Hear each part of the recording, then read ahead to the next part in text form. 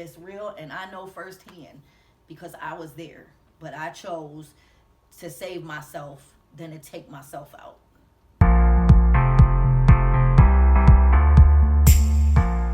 You with Parleying with Peggy, where you can subscribe on YouTube at The Precious Life of Peggy or Parleying with Peggy. This is my first podcast. I'm coming to you guys raw and uncut with it. So just to let you know, this is a no judgmental zone. It's a safe place for you to voice your opinion here on Parleying with Peggy. For you guys that don't know, let me tell you a little bit about myself. My name is Peggy. On Facebook, I'm Peggy Becker. If you go on there and see a picture of an older lady, that's me. That's my mom's picture who's deceased, so don't judge. Like I said, it's a no judgment zone. I want to tell you a little bit about myself. I'm starting this podcast to get opinions and voices on certain topics.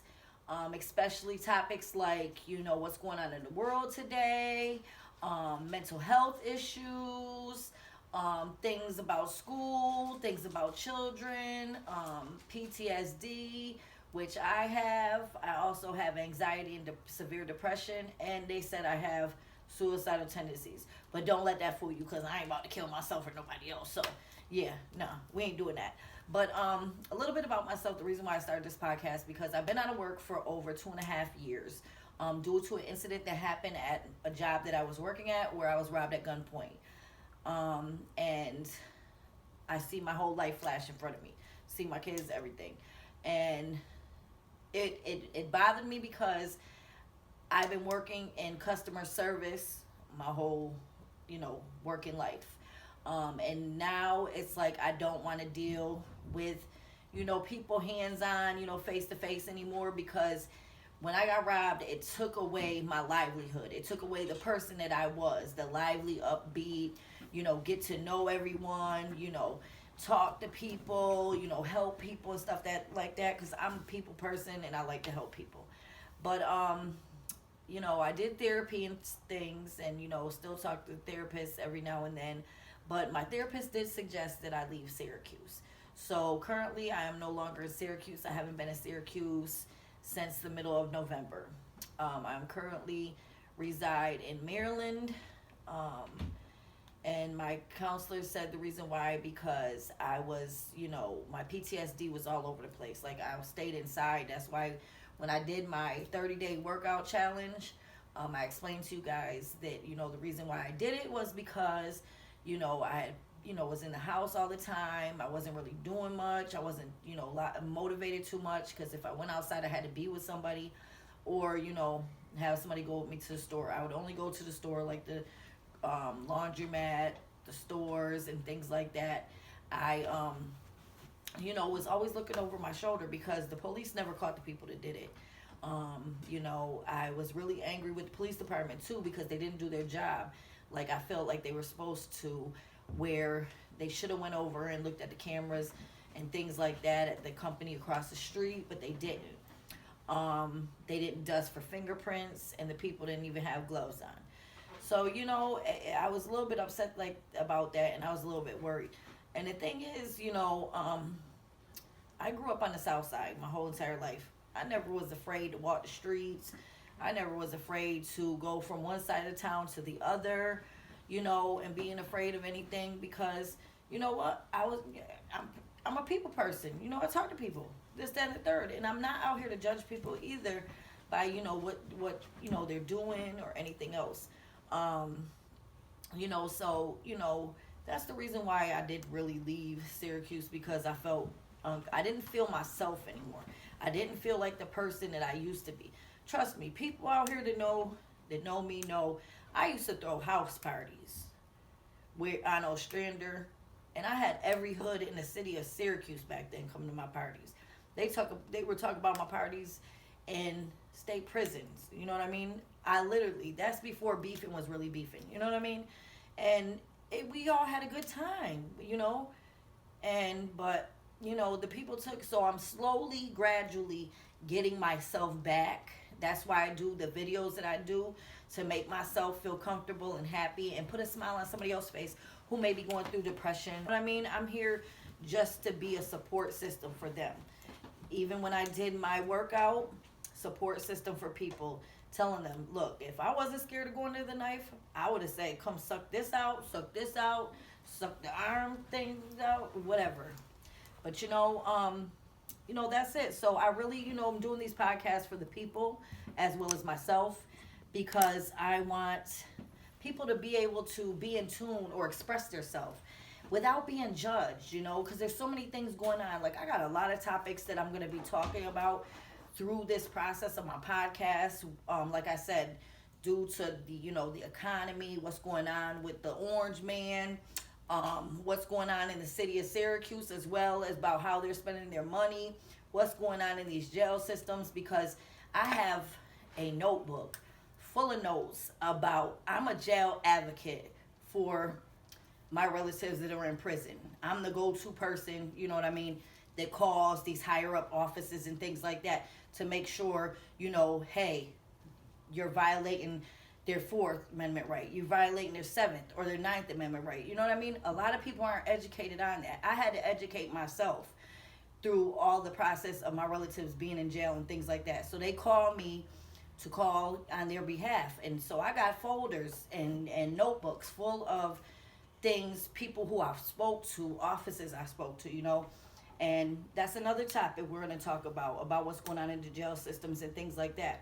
We're going to talk about mental health. That's my main thing, my mental health. People out there in the world think mental health is not a thing, but it is a thing.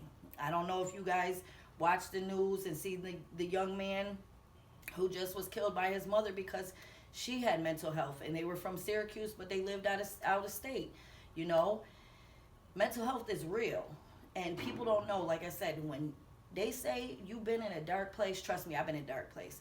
At the time I was robbed at gunpoint at my job, I was living at a hotel with my family because I was displaced from my house due to the fact the water. I was at work and the water pipe busted under the house, and the gas line broke.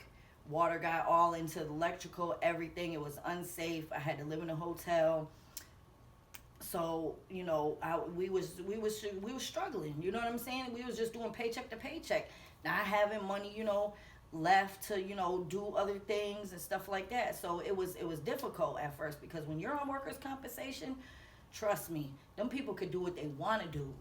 They could cut your check off. They could cut your check down. They could, go to all these different hearings. I was going to so many IME hearings, all type of stuff, that was even adding more stress onto me already due to the fact, that I was living in a hotel, and I lived in a hotel for a year and a half. That's crazy. I lived in a hotel for a year and a half because when I got displaced from my house, and now I didn't have a job because I got robbed. I was only getting my workers' comp check.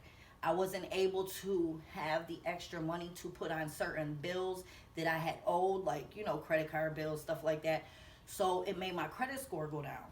So when I would go apply for apartments and stuff, due to the fact that people messed it up during the pandemic, where now people are paying for it, you got to have a credit score of like 600, 650. You got to make 3 times the amount of money, that the rent is and things like that. People don't have it like that. You know what I mean? People are barely getting by. You know what I mean? Minimum wage up there is like $15, $16. You know what I mean? Everybody's not making the same amount of money. So, it's hard. That's what I was talking about with the Orange Man. Now, the Orange Man done pissed off the people in Canada, in Ontario. So now, being that the New York, Ontario supplies electricity to New York, Michigan, and Missouri or Maine. That man talked on there, and he said that now he's adding 25% more on the surcharge, the carrier charge from there to there. And if Donald Trump keeps it up, he's gonna cut off the electricity. So that's other topics that we're gonna talk about. I'm not gonna get into everything, all at once, because every week I'm going to have something different to talk about. I want you guys to also comment and let me know what you want to talk about. We could talk about what you want to talk about. Just put it in the comments.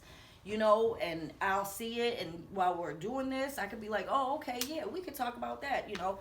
But like I said, mainly I just wanted to come here and introduce myself for those that didn't know. And like I said, it's Peggy Becker on Facebook. My mom's picture is my picture on there. That's not me, as you can see. The podcast is calling Parleying with Peggy on YouTube. Precious Life of Peggy. And I'm on TikTok as well. But you'll catch the podcast on YouTube and on Facebook every Saturday. But yeah, so that's me, Peggy, you know, as you can see, your girl Peggy coming at you, letting you know that I'm doing this so everyone can have a safe place to voice their opinion with no judgments. And, you know, just let you guys know the reason why I started the podcast, because of my depression, my PTSD, my anxiety. I haven't really had to take medication since I left Syracuse, and which is a good thing, because a lot of times the medications can make you act differently than what you really did, and it tells you the side effects on them. And I really wasn't the type of person to take, you know, medications like that. Yeah, I take them if the doctor prescribes for something, you know, hey, you got, you know, you got to take some amoxicillin or something, or you got to take, you know, some Tylenol or something, or some Motrin or something like that. But, you know, and like I said, we're going to talk about these topics. Every Saturday, we're going to have a different topic, unless you chime in while I'm talking to you and say, hey, can we talk about this? But one thing, you guys, remember, like I'm telling you, first topic, as I'm saying, is the mental health issues. Make sure you're checking on your peoples. Make sure you there for them. If they call you, pick up that phone. Don't sit there and be like, oh, yeah, I'll call them back. No, pick up that phone, because you never know. That could be the last time you might talk to that person. So please pick up the phone, because mental health is real. Pick it up. You know, help them. Make sure they're getting that help. And if they got to take medication, and if your boy, that's your girl, that's your relative, stay on top of them. Make sure they're taking their medication. Because there's a lot of people out here walking around that's got mental health, that's not taking medications. They out here on drugs. They're out here, you know, living on the streets. They're homeless. Everything, you know. Please check on your peoples. And most importantly, and especially if these people got kids, stay on them hard body, so them kids don't lose their parents. But I just want to say thank you for tuning in right now and listening to my little spiel here. But like I said, I wasn't going to get into too much right now. I just wanted this to be an introduction to you guys for the podcast. Like I said, it's going to be Parlaying with Peggy on YouTube. Precious Life of Peggy on YouTube. It's going to be on Facebook. I will be doing it every Saturday, so be looking for me. Please chime in, like, comment, subscribe, share to your peoples. But this little term I'm telling you right now, if you don't take nothing else out of this, what I'm saying, just check on your peoples, because mental health is real. Let's go. It's the Peggy way. I'll check y'all out next time. Peace.